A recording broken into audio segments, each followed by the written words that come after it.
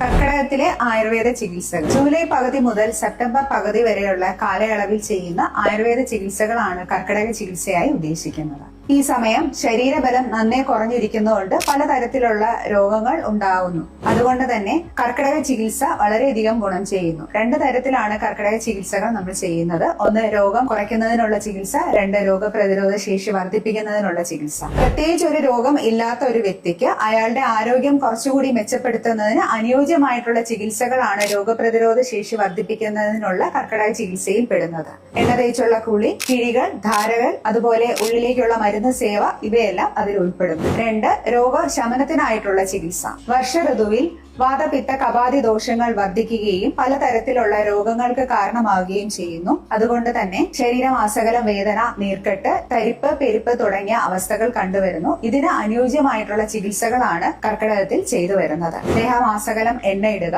അനുയോജ്യമായിട്ടുള്ള കിഴി ഉപയോഗിക്കുക, അതായത് നാരങ്ങക്കിഴി, ഇലക്കിഴി, ഞവരക്കിഴി തുടങ്ങിയവ. നീർക്കെട്ടുള്ള അവസ്ഥയിൽ ധാന്യാമ്ലധാര, കഷായധാര, രൂക്ഷക്കിഴികൾ എന്നിവ ഉപയോഗിക്കുക. ധാര തുടങ്ങിയ ചികിത്സകൾ ചെയ്തതിനു ശേഷം ഡീടോക്സിഫിക്കേഷൻ ചികിത്സ, അതായത് പഞ്ചകർമ്മ ചികിത്സകൾ ചെയ്തു വരുന്നു. വമന, വിരേചന, വസ്തി, രക്തമോഷം, നസ്യം തുടങ്ങിയ ചികിത്സകളാണ് പഞ്ചകർമ്മയിൽ ഉൾപ്പെടുത്തുന്നത്.